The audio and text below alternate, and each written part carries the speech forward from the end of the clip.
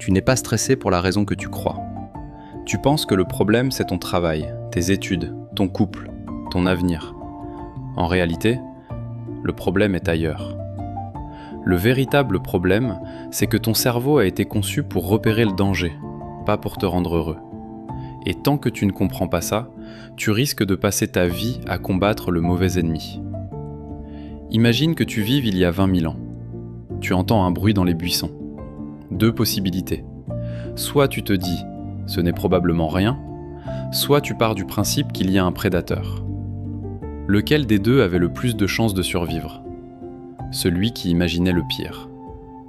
Notre cerveau s'est construit comme ça. Il préfère déclencher 10 fausses alertes plutôt que de manquer un seul vrai danger. Et le problème, c'est qu'il fonctionne toujours exactement de la même façon. Aujourd'hui, le prédateur n'est plus un lion, c'est un entretien d'embauche, un message qui reste sans réponse, une remarque de ton patron, le regard d'un inconnu. Ton cerveau utilise toujours un logiciel conçu pour survivre dans la savane, pour résoudre des problèmes du XXIe siècle. Et c'est précisément là que commence l'anxiété. Les psychologues connaissent très bien ce phénomène. Ils parlent notamment du biais de négativité.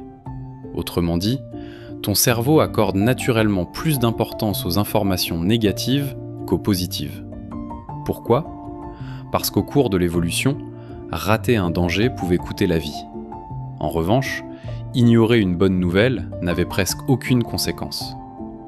Ton cerveau a donc appris à retenir d'abord ce qui pourrait mal tourner. C'est pour ça qu'une seule critique peut te poursuivre pendant des jours, alors que 10 compliments disparaissent presque aussitôt. C'est pour ça qu'un simple silence te semble parfois plus inquiétant que 10 conversations qui se sont parfaitement passées. Ce n'est pas parce que tu es faible, ce n'est pas parce que tu réfléchis trop, c'est parce que ton cerveau fait exactement ce pourquoi il a été conçu. Le problème apparaît lorsque tu commences à croire chacune de ces alertes. Chaque pensée devient une vérité, chaque scénario devient une certitude, chaque inquiétude devient une urgence. Alors tu réfléchis encore plus, tu analyses, tu anticipes, tu cherches à tout contrôler. Et sans t'en rendre compte, tu alimentes toi-même le mécanisme qui t'épuise. Les stoïciens avaient compris quelque chose d'extraordinaire, bien avant que la psychologie moderne ne lui donne un nom. Tu ne contrôles pas les pensées qui apparaissent, mais tu contrôles l'importance que tu leur accordes. Épictète écrivait « Ce ne sont pas les événements qui nous troublent, mais le jugement que nous portons sur eux. » Autrement dit, une pensée n'est pas un fait, c'est une proposition. Ton cerveau imagine un scénario. Tu n'es pas obligé d'y croire. La prochaine fois que ton esprit imagine le pire, ne lui demande pas de se taire. Pose-toi simplement cette question. Est-ce que je regarde la réalité ? Ou est-ce que j'écoute simplement un cerveau programmé pour voir le danger partout ?